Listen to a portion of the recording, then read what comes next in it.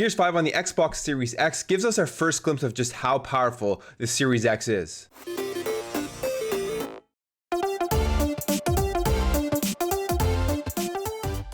What is up, everybody? Welcome back to another video. If you're new to this channel, you enjoy staying updated on everything next gen, make sure to hit that subscribe button if you like what you see, as I will be covering everything as well as getting all the next gen consoles on day one and continue to make tons of videos on those.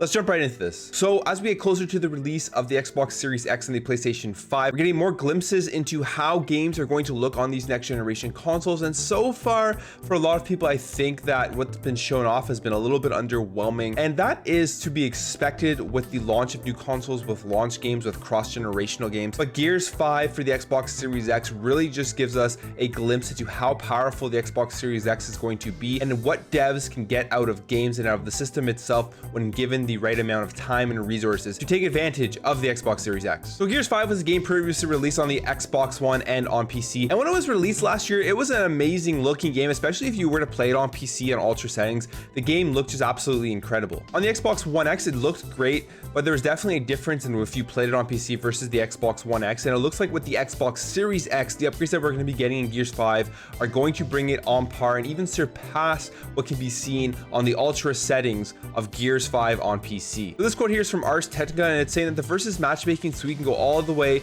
to the system's 120 FPS maximum, all while running in 4K resolution. I immediately booted up my PC version of the game and created dummy lobbies in order to create like-for-like comparisons to show how a $500 console's 120 FPS mode compares to the same thing on a $1,500 plus PC. If you're struggling to notice any differences, you're not alone. So that's huge. Basically, it just really shows you the value of the Xbox Series X and the fact that you're paying $500 and you're getting performance that you would basically be getting on paying $1,500 plus on a PC. My PC has a 2080 edit, and I'm going to bet that Gears 5 on the Xbox Series X is going to look and run better than it does on my 2080 on my PC, which is crazy because the cost of my 2080 is more than the Xbox Series X alone when I bought it back 2 years ago. Even now in Canada, at least, if I were to go out and buy an RTX 2080, it would be more than the Xbox Series X. Now it goes on to say here, what's crazier is these crisp detailed images full of handsome touches are appearing in isolation as opposed to the dazzling smooth flipbook effect of running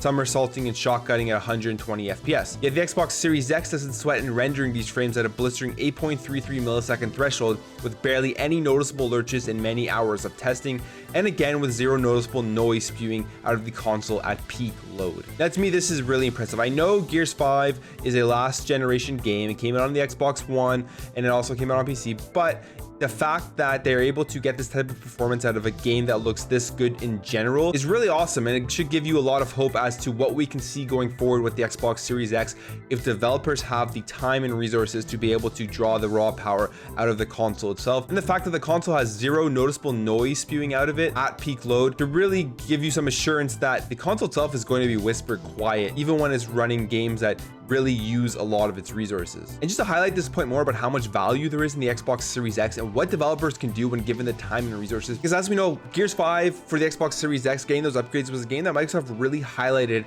going all the way back to March. So they've probably been working on these upgrades for a very long time. They've had tons of time to put into making this game look awesome on the Series X. And here saying Microsoft's dev team at the Coalition already showed off Gears 5 Series X build in March of this year. So this revolves around content capped at 60 FPS. This showed the game's campaign mode nearly reaching a parity of the PC version while offering updates to global illumination model.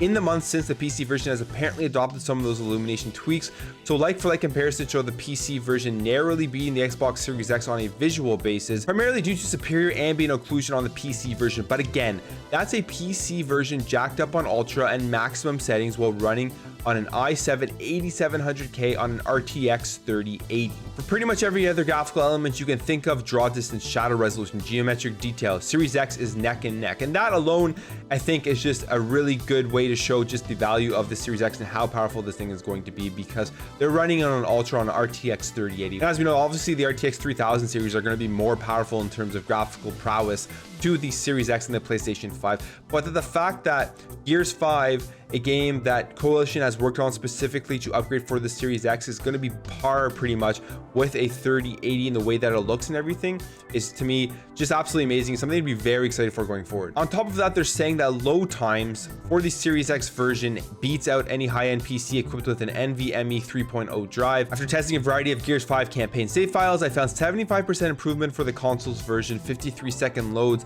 on my PC were as short as 12 seconds on the Xbox Series X for identical content. I think that's where we're going to see an awesome upgrade into the next generation, are those load times. Now, graphically, the higher end PC GPUs are going to beat out the Series X and the PlayStation 5. That's just a given. But by how much? Who knows? It probably won't be that massive of a difference. But going forward, this may be a theme that we see where the load times on the Series X and the PlayStation 5 are going to be faster than load times on high-end PCs, and that alone is just a huge upgrade from the last generation. So jumping over to Twitter here to compare the differences between the Xbox One X PC on insane settings on an RTX 3090 and then the Xbox Series X. It's pretty incredible the difference that you see here. It's pretty incredible how good the Xbox Series X version is looking with the lighting and the shading and everything. And then some more comparisons here. So the first screenshot here, this is the Xbox Series X.